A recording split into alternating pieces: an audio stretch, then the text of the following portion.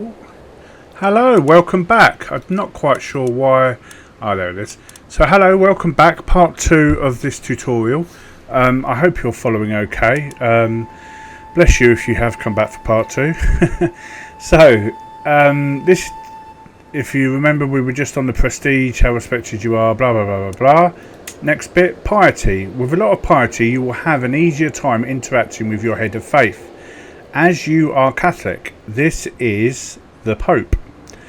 Piety can be gained passively from the learning skill and from virtuous traits, or actively from choosing to do religious things such as go on pilgrimage. It's important to know, although I've got the Royal Edition of the game, that just kind of adds some clothing and some flavour to specific culture types, in particular the Middle East and North Africa. As this game goes on, I fully anticipate more and more DLC. Now, some people don't like the idea of more and more DLC. They say it's not a full game when you get it, and you're just buying more and more stuff. I disagree. I agree in some cases, but I disagree in this. And the reason I disagree is that this game is never neglected. When there is a problem, the development team get together, and as quick as they can, they get a patch out. When they release DLC, the DLC, 9 times out of 10, sometimes it's just, I don't know, extra music and things like that. Not really interested in that. But when they do release DLC, it adds so much to the game. I haven't played any of this yet, but already, compared to the old version, I am blown away. I know it doesn't look like much, but you'll see what I mean when we start actually getting into the game, which I don't even know which area I'm going to play in at first. I might go through all of the suggested ones, easy to medium or something. But anyhow, let's carry on here. Lifestyle. As well as traits, your character can also pick a lifestyle. There are 5 lifestyles, one for each skill. Lifestyles represent what you put the most effort into day to day, and each one has several focuses inside relating to it. So, because your character doesn't live forever, obviously, each character you have will be a different person, will have a different character. So you could have one who's a devil worshipper, and then he has 2 sons, and one of the sons becomes Pope. And they both live a completely different life. One was a hedonist, and the next one was the most pious individual, and he lived his life as a saint and is now deified as a saint. You can absolutely, in an almost Sims sort of way, dictate how your character lives his life. It's all done through text and through information, but the way that it's done is excellent. If you're into history and you're into tactical warfare, etc., this is the game for you. It really is. It's an amazing game. Right, as well as traits, your character can also pick lifestyle, etc. Every focus gives you a unique bonus and makes events associated with that focus more likely to happen. To continue, click on the lifestyle button. I thought I did that. Oh, down here. Pardon me. Click on the lifestyle button. Right. So, click on any lifestyle to see its focuses. Back in there. As time goes by, your character will earn lifestyle experience. Well, let's pick Martial, because I'm already pretty good at that. So, I've got, as time goes by, your character earns perks. Perks represent you practicing developing yourself over time and offer unique bonuses like special traits, or unlock lifestyle specific mechanics and content such as the ability to start abduction schemes. So I can kidnap people. That's pretty cool. Choose a focus. Right, strategy focus, which will give me +3, so that'll bring me up to 20 martial. authority, which will give me 20% more dread, and better control, better martial experience, and chivalry. That will give me personal combat skills. Also make me more attractive, and 5% battle advantage. Well, what else does it give me? Prowess goes up 3. Like the idea of surviving in battle, so we'll click that one. Right, I'm already a pretty good leader, so I don't need too much. And that's it. I understand that. Now, having selected the focus, we can move on to other people. If you're new to this game, interacting with other characters is key, and you have many options how to do so. So, you can right click on a character portrait, including your own, to get a list of potential interactions such as arranging a marriage or initiating in a scheme. This is also where you start wars, but let's try something else first. Open the character view, number 1. Right. Open the character view. Right click on your heir's character portrait to see the interactions available. Right, let's start with the basics. Everybody likes gold. Try sending a bribe to your heir. So, send a gift. 50. I suppose I got 1,000. Right. He will accept the gift. I send it. Wonderful. Well done. You successfully increased someone's opinion. So this person's now plus 84 opinion of me. He likes Confederate partition. That is a type of gavelkind, I think. So Confederate partition, if I remember correctly, the idea of Confederate partition is that if I've got 2 or 3 sons, my lands with the most important titles going towards my eldest children, and then each subsequently important piece of land will then go to the next child, and so on and so forth, excluding girls unless there are only girls. And then what happens is that once that girl gets married, unless she has a matrilineal marriage, which is a marriage whereby the person marrying her agrees to take that title. The only famous example of that I can think of is Guy de Louison, who married Sibylla of Jerusalem after her son and brother died, and she was the last remaining heir, and she was already married to Guy, and he took her family name, so that all subsequent children would bear her family name and not his. Although he was a very powerful person in his own right, he was not King of Jerusalem. But anyhow, actually there's a film. There's a film about that. The Kingdom of Heaven. Yes, The Kingdom of Heaven is the film loosely based on that. Not quite right. But anyhow, certain opinion modifiers last forever like family bonds. Others will wane over time, like the fading memory of receiving a monetary gift. I understand.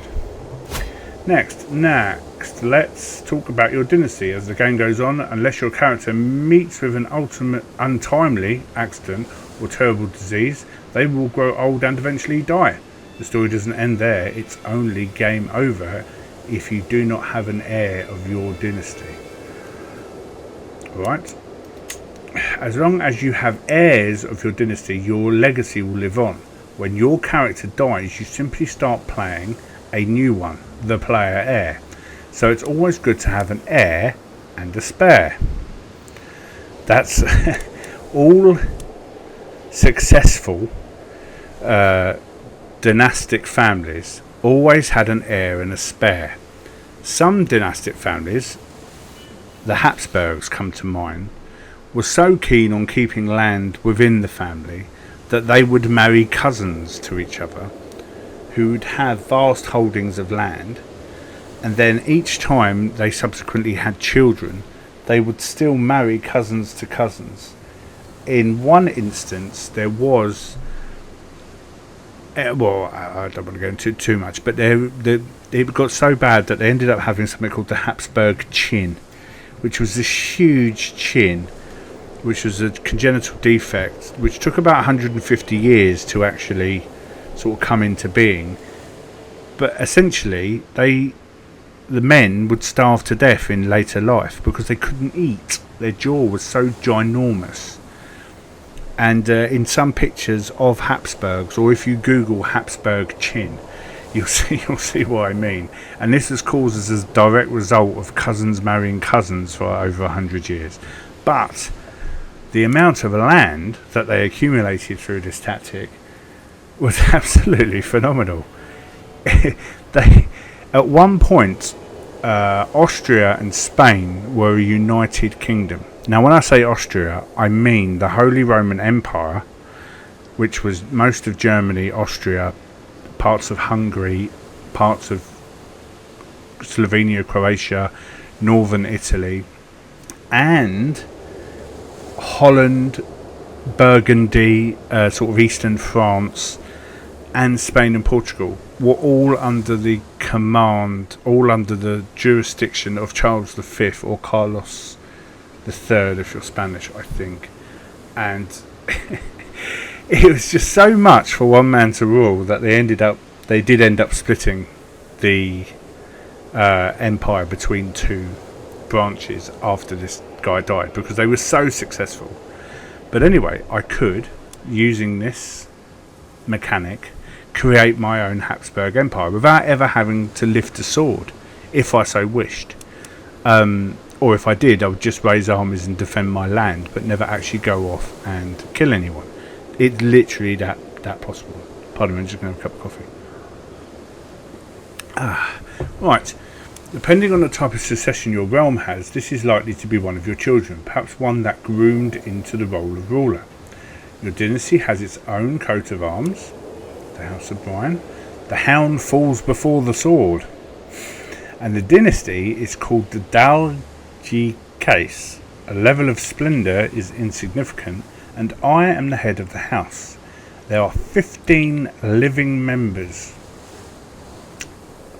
Let's have a look. Right, so have I got any way of actually seeing this dynasty? Oh, there it is, there. Can't really see anyone. Oh, view all members of this dynasty. There's two houses in this dynasty. So there's the founding house. I'm a cadet branch. That means that one of the people in my family decided to start their own house. There were no living members of this house. They died out. That's interesting. So, let's have a look. So these are the people in my family now. Women, men. No, there's me. Should we do it by rank?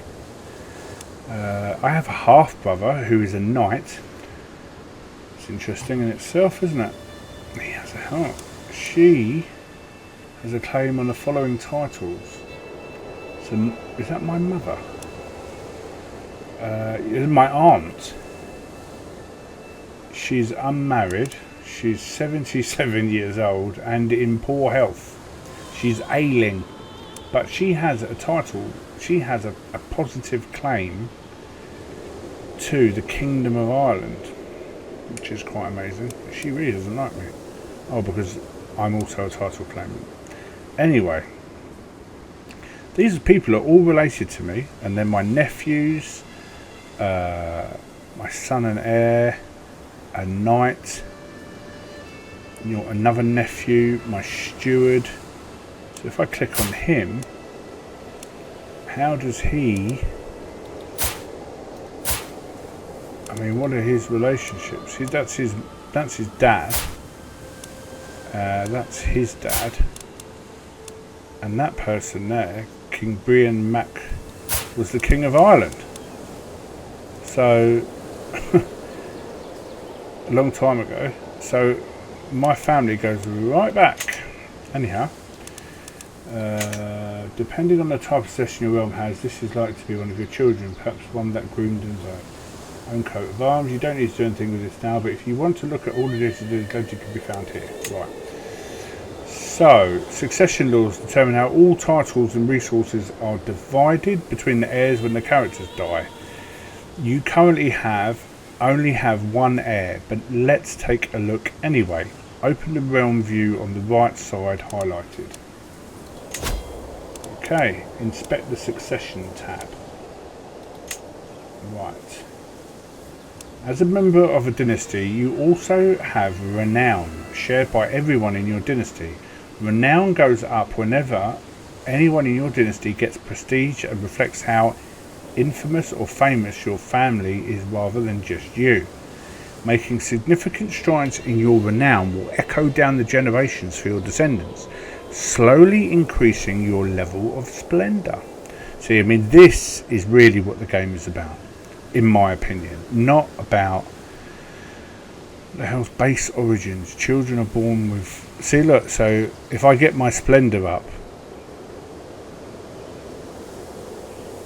I need to get them up to legendary.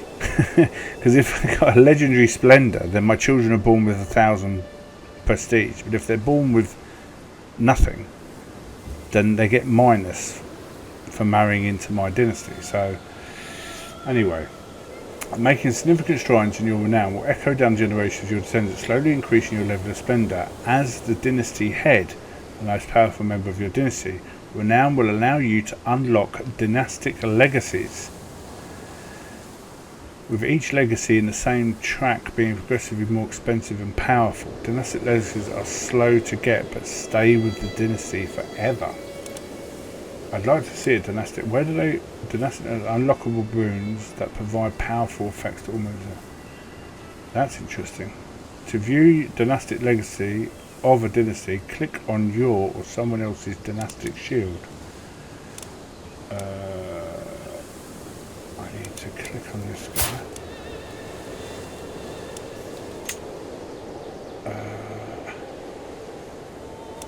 Where's the dynastic tree? These are legacies. Show dynastic legacies. Let's have a look. Warfare. So I need House Warrior. So these stay with my family forever. Law. Mastery Run had schemes, but our careful breeders produce the most worthy successors. Chance of inheriting good congenital traits is 30%. Oh, right, so these ones... Yeah, so, yeah, my God, glory, respect and loyalty with which others to be so desirable. So people are more likely to accept marriage with me, that one. Kin, large, skilled families where members aid and support each other. The bounteous loins, studious youth, constant care. So, I mean, these are all wonderful things that can really help your... help you throughout the years. It's actually a really good idea, I think. Anyway, what have we got here? To ensure the future dynasty, you need family members. It helps if you are married, but we cannot promise that you will marry for love. Click on your character. For unmarried characters in your domain, you can set up a marriage or betrothal by right-clicking on the character and choosing Find Spouse or Arrange Marriage. Right-click on the character, Find Spouse. So,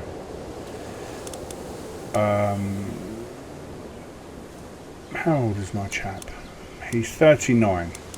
So the younger the better. So let me just see if I can do it with by prestige game. So this person here is 33 and she owns a lot of land.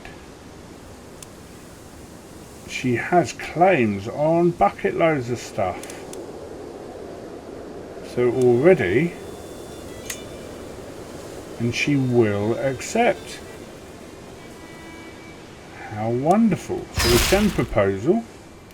I, Uraka, gladly accept your hand in marriage. May God grant us long life and many children, my amicable husband. So I'm interested to see now, does she have any children? She doesn't.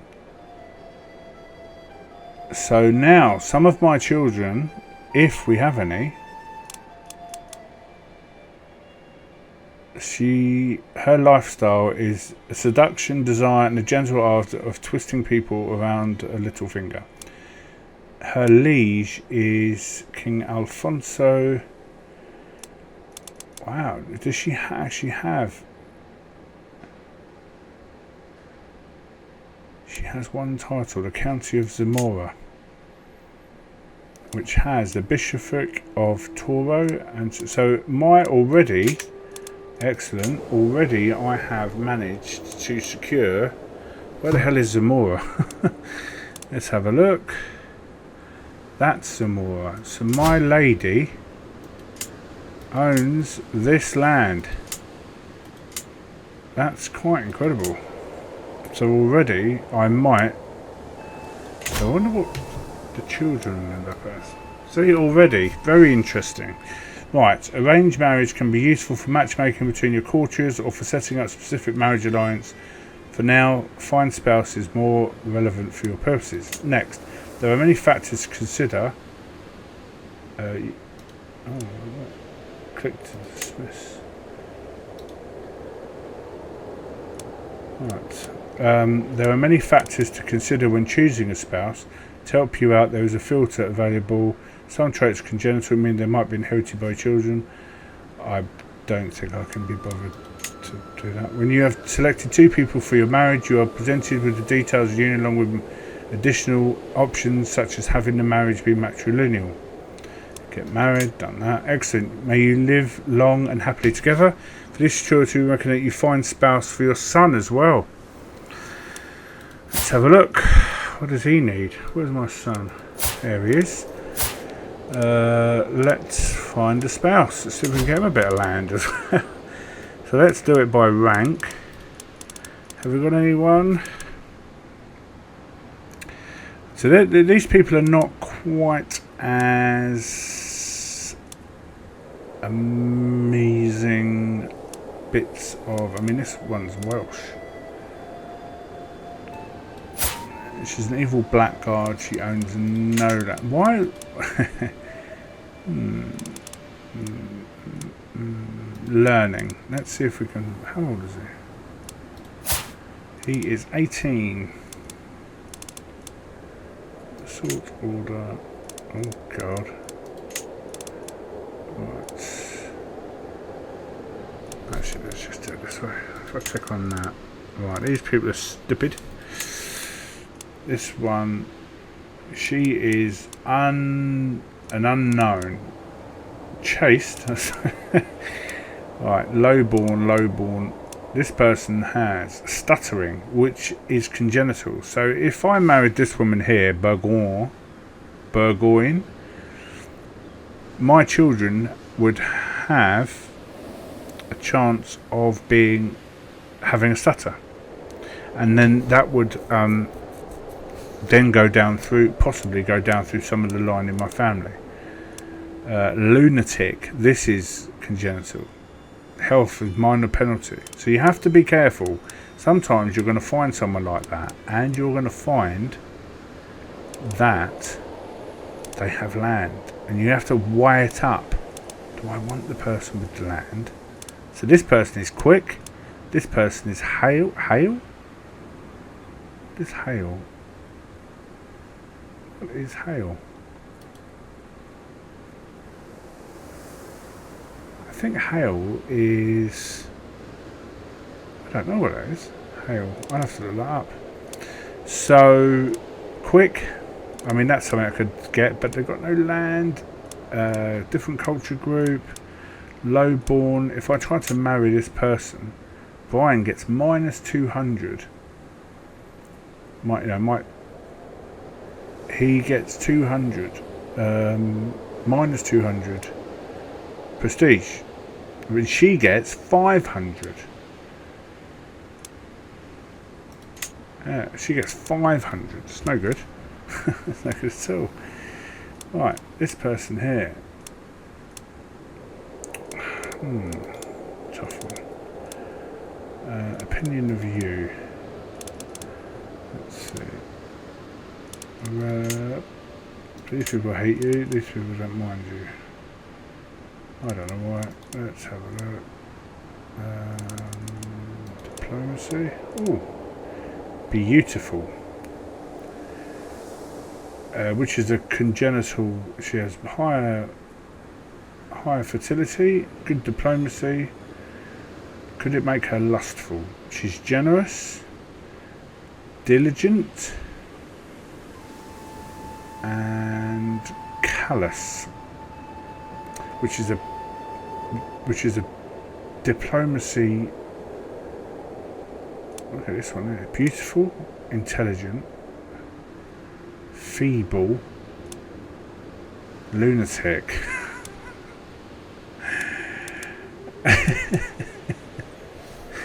so and then beautiful, intelligent, weakling, mad woman.